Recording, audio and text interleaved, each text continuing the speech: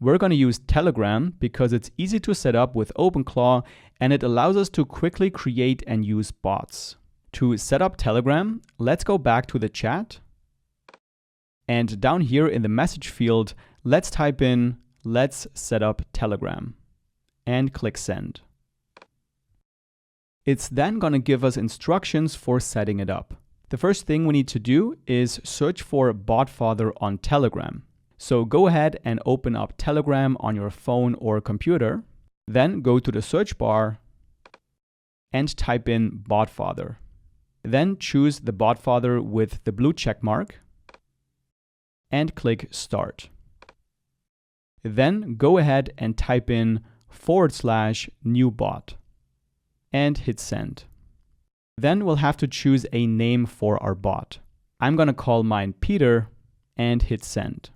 Next, we'll also need to choose a username for our bot, which needs to end with bot.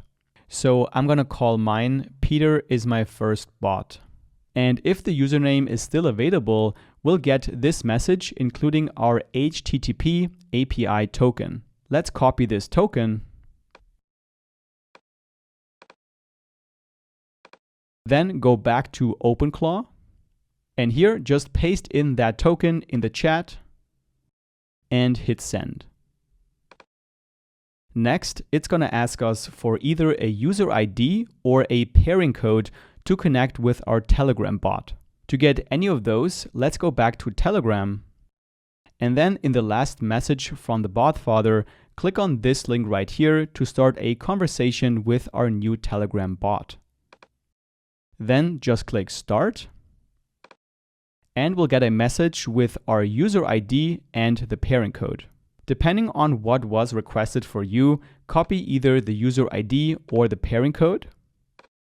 Go back to OpenClaw and paste it in the chat.